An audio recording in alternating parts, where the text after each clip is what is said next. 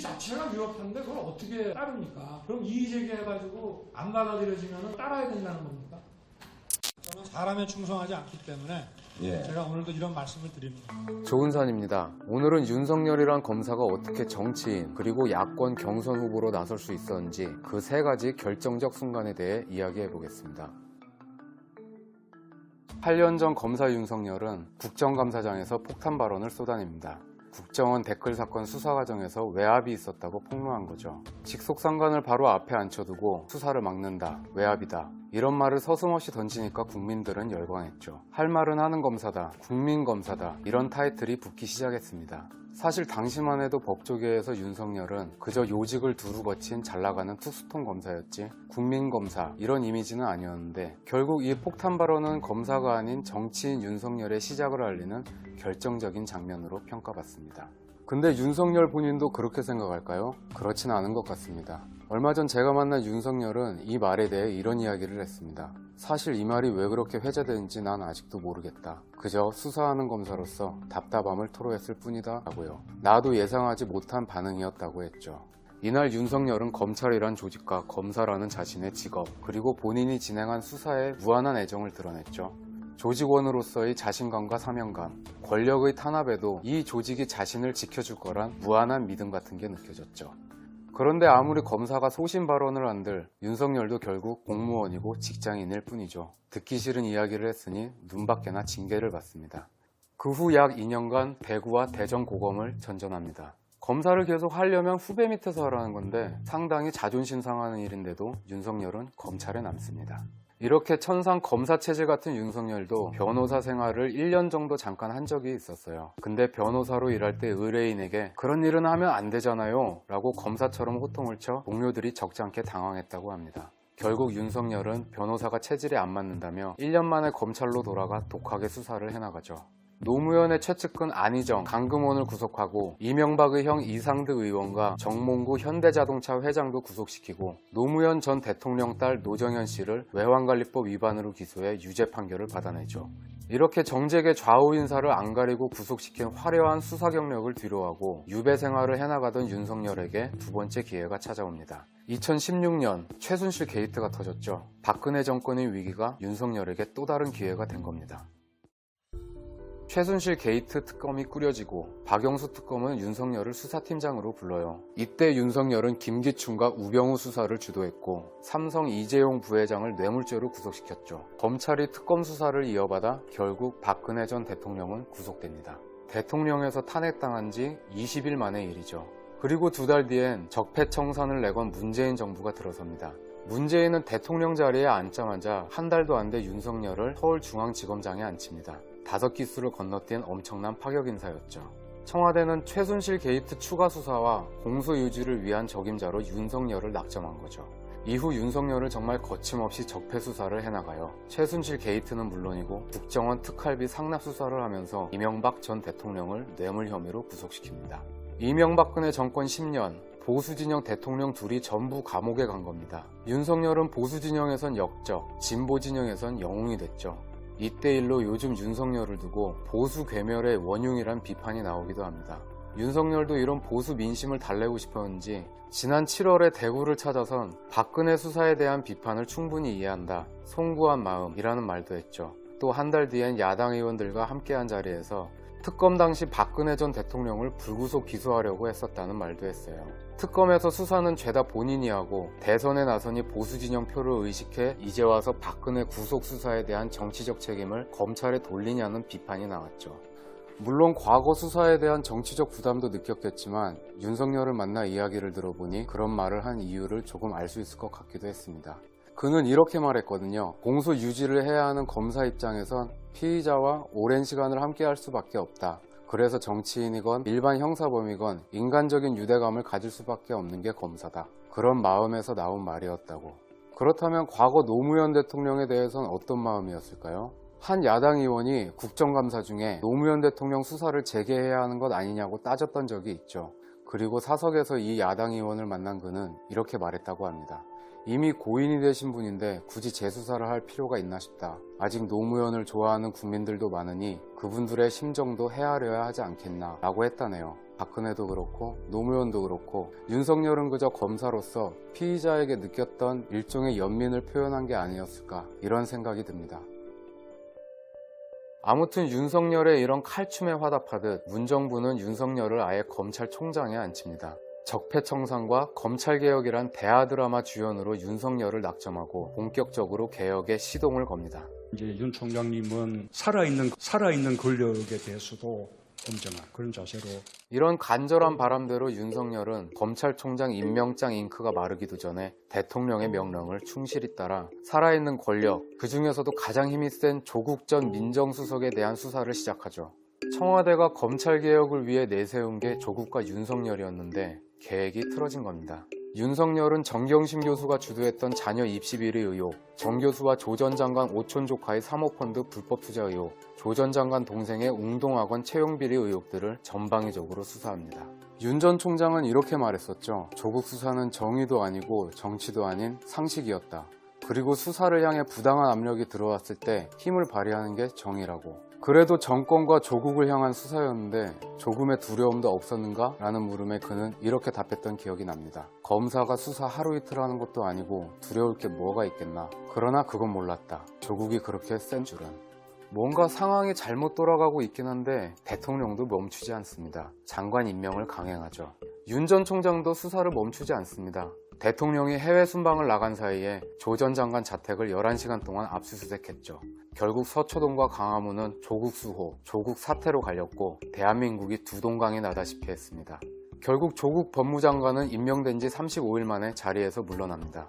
윤석열도 여기서 멈출까 싶었는데 안 멈춰요. 조국을 넘어서 정권 핵심을 겨냥한 수사를 계속해 나가죠. 청와대의 유재수 감찰 무마 의혹, 울산시장 선거 개입 의혹까지 수사를 이어갑니다. 결국 추미애가 등판합니다. 조국 사태는 이른바 추윤 갈등으로 시즌2를 맞이하죠. 추미애는 장관이 되자마자 검찰 인사권을 휘둘러 윤석열의 참모들을 여기저기 보내고 수사 지휘권을 휘둘렀죠. 총장이 저의 명을 거역한 것입니다. 검찰총장은 법무부 장관의 부하가 아닙니다. 서로 부하다 아니다부터 따져묻기 시작하면서 추윤 갈등이 극에 달하자 결국 추 전 장관은 헌정사상 처음으로 검찰총장 직무정지 그리고 2개월 정직 처분을 내리는 초강소를 뒀는데요. 이때부터 대선 후보 여론조사에서 윤석열의 이름이 처음으로 등장하기 시작합니다. 그리고 지난해 11월 여론조사에서는 현직 검찰총장이 차기 대선주자 선호도 1위에 오르는 전무후무한 일까지 벌어집니다. 살아있는 권력을 수사하며 윤석열이 권력에 탄압당한다는 스토리가 입혀진 거죠.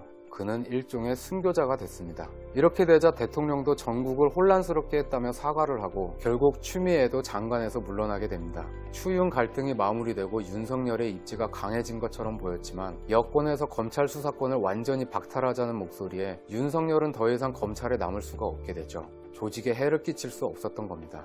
그리고 검찰총장에서 물러나 정치인이 된 그는 대선 출마를 선언합니다. 지금까지 보면 윤석열의 대권 행보는 스스로 개척한 길이 아닙니다. 그게 윤석열의 한계라면 한계죠.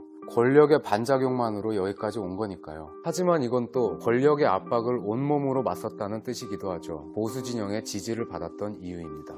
그리고 이제야 정치를 시작했으니 다른 정치인들보다 검증도 덜 받았죠. 처가 리스크부터 최근 고발 사주 논란까지 해결해야 할 숙제가 아직 많습니다. 또 아직 정치가 어색해서 그런 건지 실언도 자주 나와 비판도 많이 받습니다. 최근 위장당원 발언부터 왕자 논란, 그리고 천공과의 관계에 대한 여야 경쟁 후보들의 공격도 계속되고 있죠. 정치에 첫 발을 들인 지 얼마 안 돼 그가 대선이란 큰 무대를 앞두고 혹독한 신고식을 치르고 있습니다.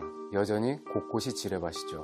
비정치인 출신인 윤석열이 반기문과 안철수의 전철을 밟지 않겠냐는 우려도 있고 문민정부 이후 검사 출신 첫 대통령이 나오는 게 아니냐는 전망도 동시에 나오고 있습니다. 그가 이런 비정치인, 검사 출신이란 태생적 한계를 극복할 수 있을지 조금 더 지켜봐야 할 것 같습니다.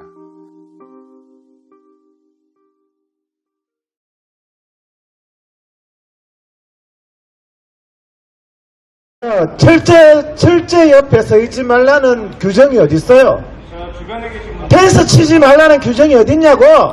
다니신 분들이 방역수칙을 준수하셔서 방역수칙 가져와봐요 내한테. 방역수칙에도 없는 걸 가지고 자꾸 얘기를 해요. 방역수칙 가져와 보라고요 지금. 아니 방역수칙이 없는 걸 가지고 자꾸 방역수칙이라 그래. 가져와요 지금. 방역수칙 가져오라니까요. 여러분 제가 지금 이거 법원 판결문을 가져왔어요. 제 손에 있는 게 법원 판결문이에요. 오늘 집회하라고 판결 났어요. 5번 판결 받았어요. 이렇게 펜스 치라고 판결 난 게 아니에요. 법원이 했는 말, 놀라운 말이 있어요. 제가 소개해 드릴게요. 현 시점에 코로나 상황을 고려하더라도 제가 그대로 읽습니다. 판결문 내 그대로 읽어요. 현 시점에 코로나 상황을 고려하더라도 집회의 자유는 표현의 자유와 더불어 민주적 공동체가 가능하기 위한 필수 불가결한 근본 요소에 속하는 헌법상 기본권이다. 이렇게 적어놨습니다. 무슨 말인지 알겠습니까? 대한민국이 존재하기 위해서는, 대한민국이 북한처럼 되지 않기 위해서는 헌법이 규정한 가장 소중한 기본권이 집회, 표현의 자유란 말이에요. 맞아요. 그런 국민의 집회, 표현의 자유를 경찰이나 서울시장은 보장하기 위한 최대의 노력을 하라고 적혀 있어요, 여러분. 지금 국민의 집회를 보장하기 위한 노력입니까? 이게 지금 펜스 쳐놔가지고. 펜스를 왜 쳐요, 펜스를? 국민의 집회의 자유는 대한민국의 민주주의가 존속하기 위한 필수 불가결한 것이라고 적혀 있어요, 판결문에. 왜 판결문을 지키지 않는 거예요? 5번이나 판결했습니다. 지금처럼 이렇게 펜스 치고 국민을 억압하고 야외에서 단 2명 이상 안 된다는 것은 헌법에 위반된다고 제가 법원에서 5번이나 판결 받았어요. 이번에도 법원에서 판결이 그대로 나왔어요.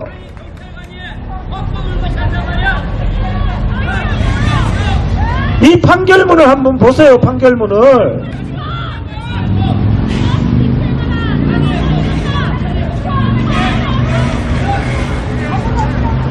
여기 판결문에 보면요.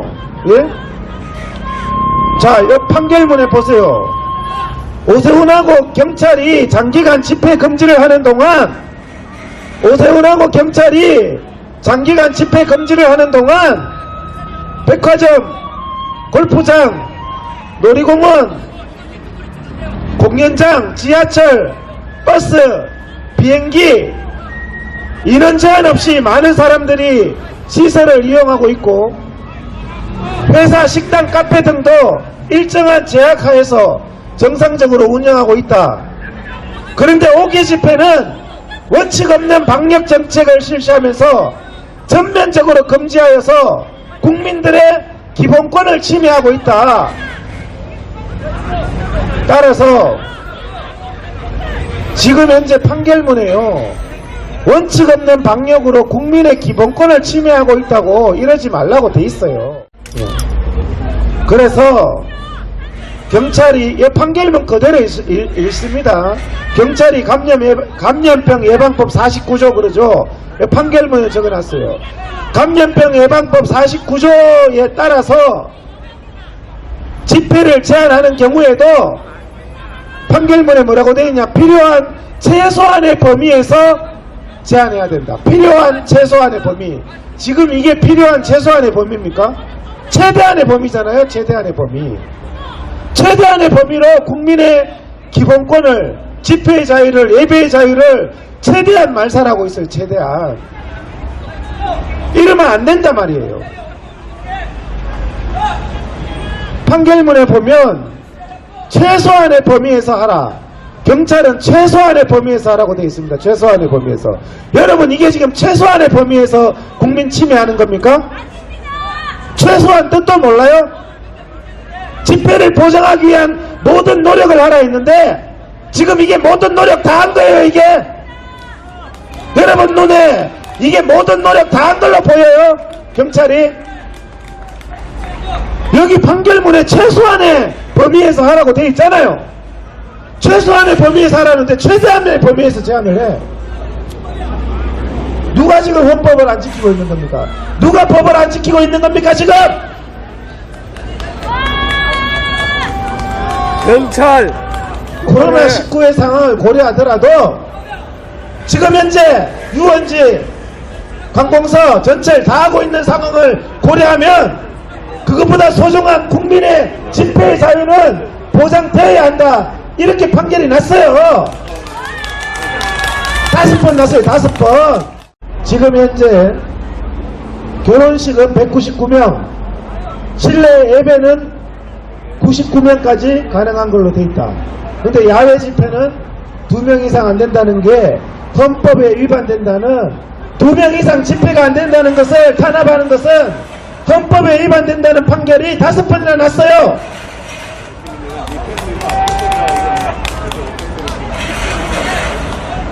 그래서 오늘도 사실은 제가 교보문고 앞에서 집회해도 되는데 오늘 집회 왜 안 하는 줄 아세요?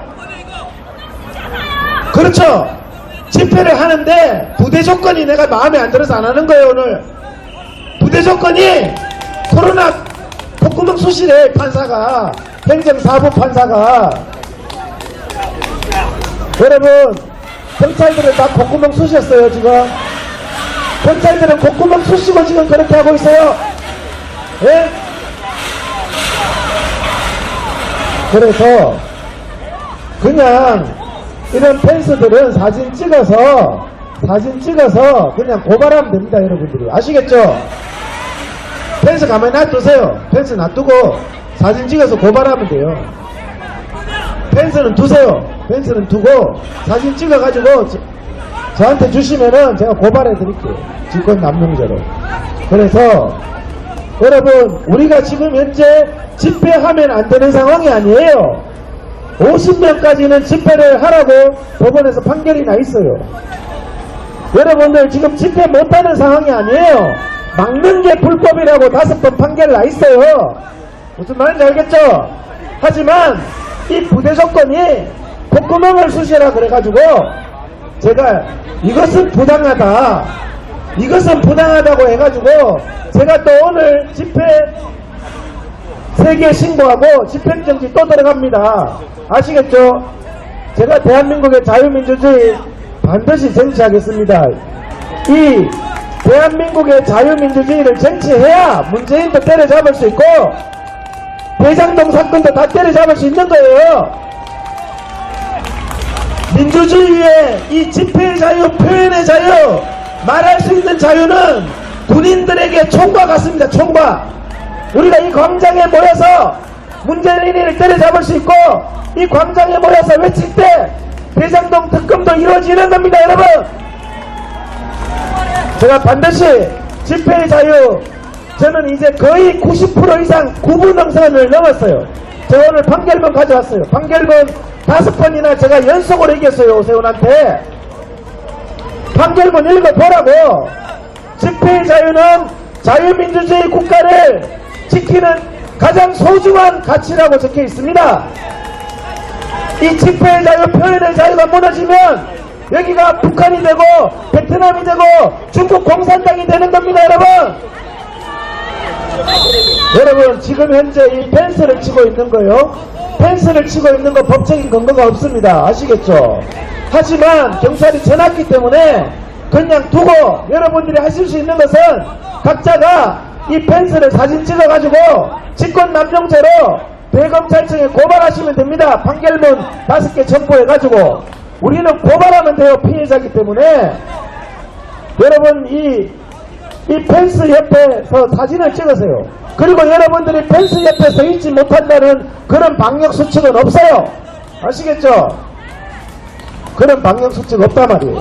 그래서 여러분 이제 집회 자유, 제가 오늘도 종로경찰서에 집회 3개 신고합니다. 집회 3개 신고하고 집회 자유를 반드시 쟁취해서 대한민국 자유민주주의를 지키고 이 문재인 역적을 반드시 끌어내고 대한민국이 우리 자유민주 국민들의 국가로 반드시 만들도록 하겠습니다. 여러분 오늘 재판 진 게 아니에요. 재판 5개 이겼어요. 아시겠죠? 국민들 집회하라고 판결문 났어요. 다만 부대 조건이 우리 보고 콧구멍 코로나 검사하고 하라 그러길래 나 그거 못한다. 코로나 검사해야 되면은 식당 들어갈 때도 콧구멍 쑤셔야 되고 백화점 들어갈 때도 콧구멍 쑤셔야 될 거 아니에요. 왜 우리 예국 국민들만 콧구멍 쑤셔야 돼? 공정하게 쑤셔야지. 경찰부터 쑤셔줄게. 경찰부터. 아시겠죠? 그래서 우리가 자유민주주의를 포기할 수 없습니다. 이동욱 TV 1, 2가요 자유민주주의 이 얘기했더니 유튜브 이동욱 TV 1, 2가 중단됐어요. 지금 제가 말할 공간이 없어요. 이동욱 1, 2가 중단된다고 제가 이제 이거 그만하면 되겠습니까? 오세훈이 집회의 자유를 말살하는 오세훈이 비판했다고 이동욱 TV 1, 2가 중단됐어요. 그래 어제 급하게 이동욱 TV 숫자 3 만들었습니다. 많이 구독해 주셔서 우리가 대한민국 이동욱 TV 1, 2도 회복시키고 제가 이 자유민주주의 반드시 회복시켜서 다음 주에는 광장에서 신나게 춤추고 노래 부르고 고함 지르고 문재인이 소새끼 말새끼 하는 세상을 다음 주에 반드시 만들겠습니다. 감사합니다. 지금 완전히 더 보강을 하고 있습니다. 과한 리액션은 자제해 주시기 바랍니다. 우리가 집회를 계속 두려시 하기 위해서는 경찰이 이 펜스를 보호하고 있습니다. 펜스를 보호하고 있습니다.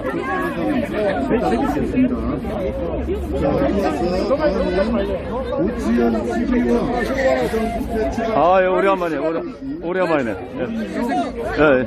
자, 지금 이 펜스 설치한 자체도 불법입니다. 그래서 이 불법에 항거하는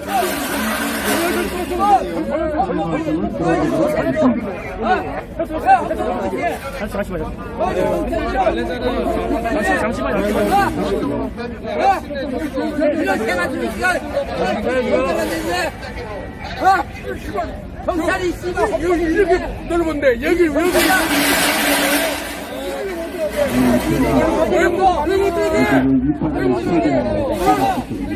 못 들어가냐고. 아니, 이거 왜 흔드냐고. 앞에 흔들지 말래잖아요. 뭐가요?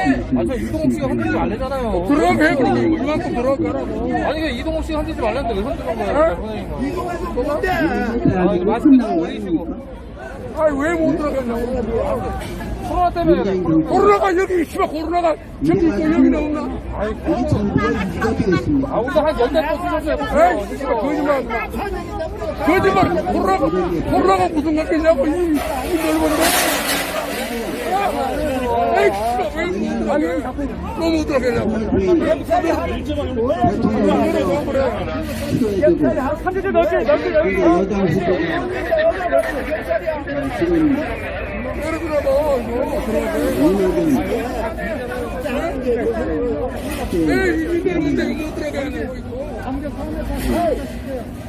이재명이 이렇게 돼 있는데 이 선거가 되겠습니다.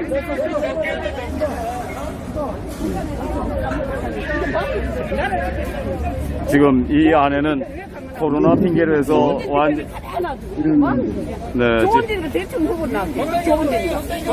자, 이곳에 지금 국민들을 지금 또 완전히 펜스로 지금 통제하는 것에 지금 우리는 분노를 느끼고 있습니다. 대통령 후보가 이게 대한민국 나라 맞아요? 나라 아닙니다. 자, 지금 이곳에 야, 이 개자식아! 오세훈! 야, 이 개씹새끼야! 도둑놈 정권. 야, 이 호루새끼야, 이 개자식아! 야, 임마! 오세훈 개자식! 이거 도둑놈 정권입니다. 불러 가버릴까? 가져가서 이거 있어, 여기 난리나 있어요, 난리. 오세훈 개자식아! 야, 오세훈! 빨리 이리 오세요, 시민 여러분들. 이 주변에 계신 분들 이리 오세요. 여기 난리 났습니다.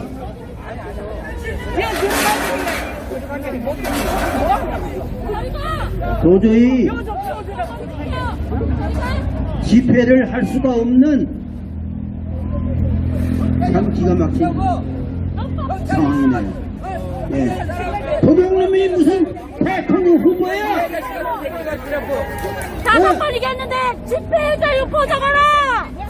나라 곳곳에서 연놈들이 짜고 거리두기야 저리가. 아주 땅을 도리해 먹고 수천억 수조원을 도리해 먹는 이게 나라냐 이놈들아.